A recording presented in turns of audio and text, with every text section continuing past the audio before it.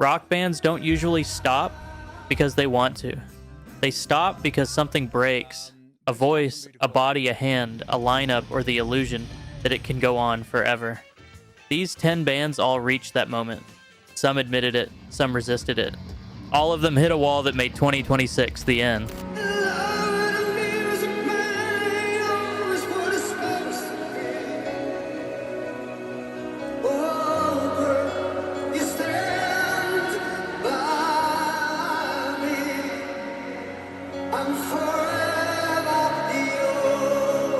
Let's start with Journey. Journey feels like a band that kept moving after its purpose, quietly disappeared.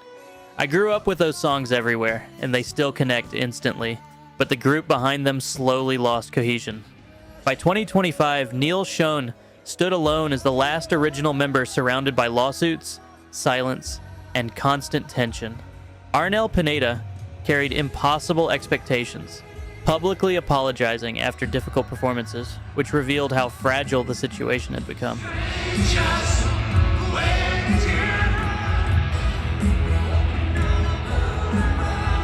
Steve Perry was never returning, and the chemistry wasn't either. But what remained felt contractual, not creative. When the 2026 farewell tour was announced, it didn't shock me. It confirmed what had been obvious for years. This wasn't about age or vocal decline alone. It was about identity erosion. At some point, a band stops evolving and starts reenacting itself. Journey crossed that line repeatedly before finally acknowledging it. Ending Now protects the songs from becoming obligation-driven performances instead of shared moments that once meant something real.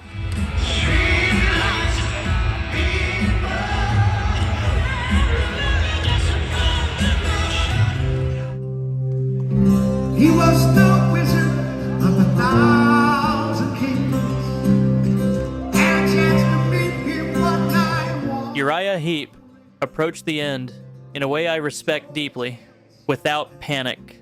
There was no scandal, no collapse, and no dramatic exit. Mick Box framed the decision around endurance, not quality. Decades of relentless global touring take a physical toll, even when passion remains intact.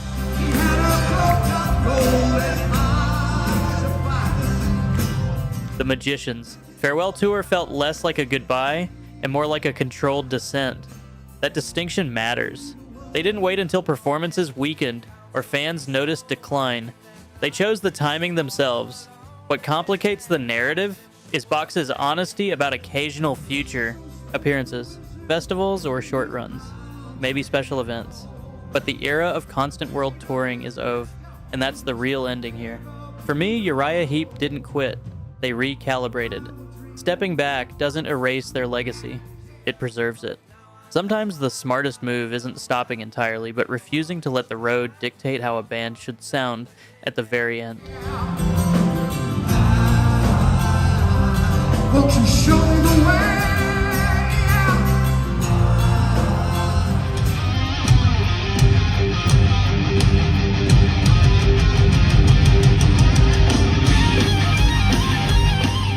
The next band has been through so much.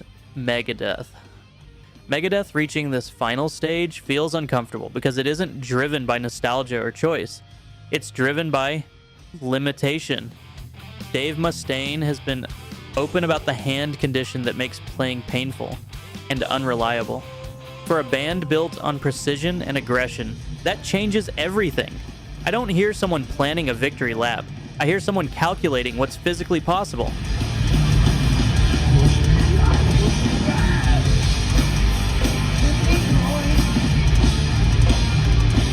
Talk of a final album and farewell touring doesn't sound celebratory, it sounds necessary. Mustaine has admitted he doesn't know what comes after Megadeth, which tells me this wasn't a long-term dream. It was reality catching up. Megadeth survived cancer, lineup chaos, industry shifts, and decades of intensity. But hands don't negotiate. By 2026, the road ends not because the band failed creatively, but because the body finally drew a boundary. Thrash metal doesn't allow compromise. Either you play at full force or you stop. Megadeth chose honesty over pretending they could outrun biology forever.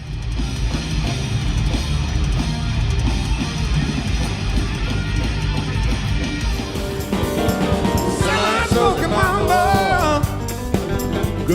You got to give me some. Little Feat feels like a band that understood the cost of the road earlier than most. Their farewell doesn't sound bitter or dramatic. It sounds practical. Decades of touring, rotating lineups, and keeping that loose, groove-driven sound alive requires constant movement. By the time they announced the 2026 farewell tour, it felt like relief and not collapse. They aren't falling apart. They're stepping away from buses, hotels, and endless schedules. That distinction matters to me. I'll be your Tennessee lamb. We can walk together down. Little Feat isn't breaking up in anger or tragedy. They're acknowledging that the lifestyle no longer fits the people they've become. Recording may still happen, occasional appearances might happen, but the idea of being a full-time touring band is finished. Sometimes retirement isn't dramatic. It's choosing sustainability over momentum after proving everything already possible. And that decision isn't limited to classic American rock bands.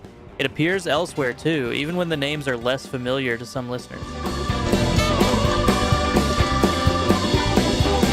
The next two bands might not be household names for everyone, especially if your musical memory is shaped by classic radio, but their endings tell the same story from a different generation.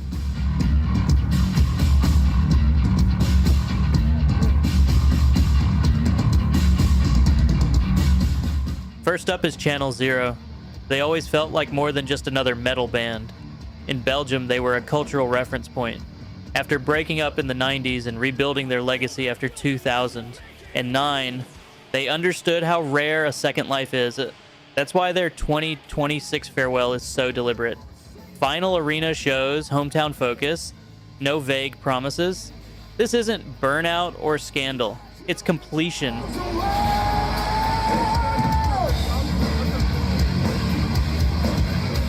Channel Zero isn't being pushed off stage by circumstances. They're choosing their exit while audiences are still present and performances still hit with force. For me, that clarity matters. After decades of stops, starts, reunions, and rebuilding, they're ending the story on their own terms. That kind of controlled closure is rare in heavy music, and it deserves recognition alongside bigger names.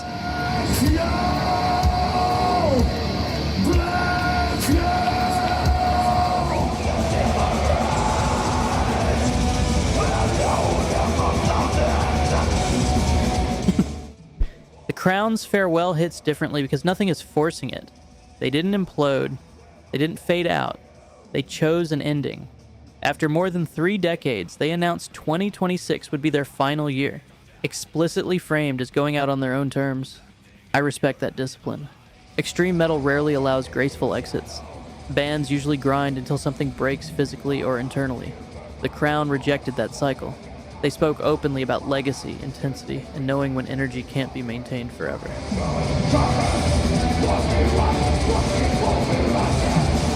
The farewell tour isn't a rescue mission. It's a statement. They aren't apologizing or retreating. They're celebrating everything the band was, then closing the book deliberately. In a genre obsessed with endurance and excess, choosing the finish line takes confidence. For me, that decision shows strength, not surrender. They refused to let time erode what they built, and instead froze it at a moment that still feels powerful.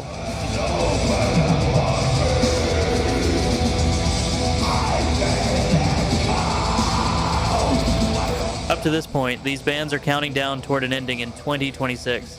What follows now is different. The next 4 bands already ended in 2025, and we will not see them again in 2026. Let's start with Whitesnake. I ain't wasting no more time. Whitesnake didn't end with a roar. It ended with honesty. Watching David Coverdale finally acknowledge he was done felt inevitable after years of cancellations, surgeries, and visible strain. But it's time for me to call it a day. I love you dearly. I thank everyone who's assisted and supported me on this incredible journey. I never interpreted this as a lack of will. It was the body refusing cooperation. Torn shoulders, arthritis, spinal problems, and recurring infections. Touring stopped being realistic long before the official announcement. When Coverdale retired in 2025, it didn't feel sudden. It felt merciful. He spared fans another compromised farewell and spared himself further damage. That matters to me.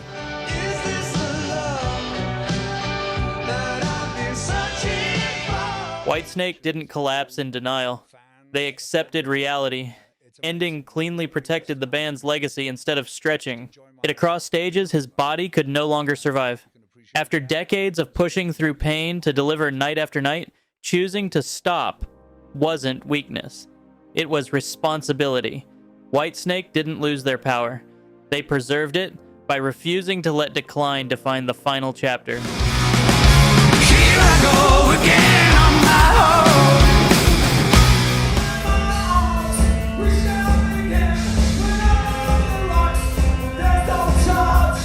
own. Gang of Four ended exactly the way they always operated, deliberately. Their farewell wasn't driven by age or exhaustion. It was about completion. Performing entertainment in full every night on the Long Goodbye tour felt like a mission statement.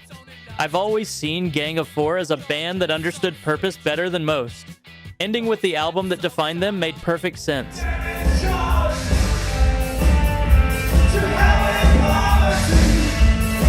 When the final show in Amsterdam arrived in 2025, there was no ambiguity left.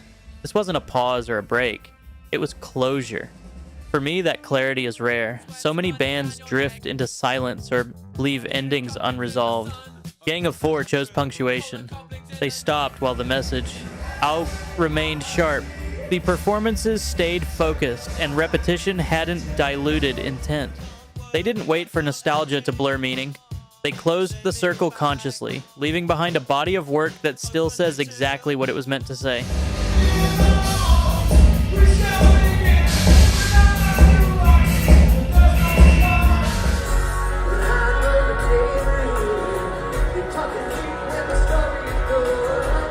REO Speedwagon didn't announce an ending so much as they quietly slid into one. Touring stopped, then stayed stopped. I noticed how little drama surrounded it. Age caught up. Stamina faded. The road simply became unrealistic. When they returned for a single hometown appearance in 2025, it felt like acknowledgement, not a restart. That moment explained everything. This band spent decades doing things the right way, and they exited the same way. No farewell circus, no forced victory lap, just acceptance that the grind was finished. REO Speedwagon didn't need a dramatic final bow. Their catalog already did that work. Sometimes a band doesn't explode or implode. It gently pulls over and turns the engine off. After years of reliable motion, that quiet ending fits them perfectly and feels honest, unforced, and consistent with how they always approach their career.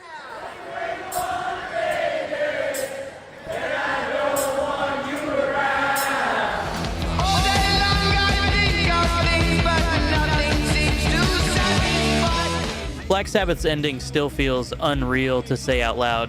The final performance in Birmingham in 2025 was framed as celebration, but everyone understood what it really was. Ozzy Osbourne was visibly limited, seated, fighting Parkinson's just to be present. I watched that show knowing it was the last time these songs would exist in real time. Days later, Ozzy was gone. That sealed everything. There is no continuation, no reinterpretation, no next chapter. Honestly, that's what separates Sabbath from every other band here.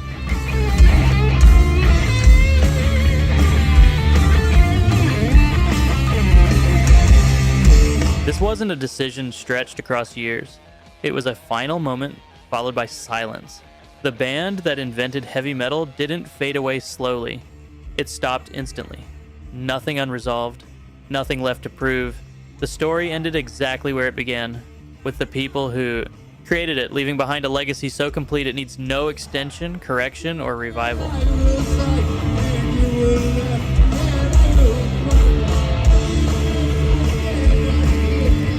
This feels like another end of an era, and that's genuinely sad, but it's also understandable. Time wins, bodies change, and even legends have limits. If these endings meant something to you, share your memories in the comments. Let's mark these goodbyes properly together before the music finally fades away. Tennessee lamb, we can walk.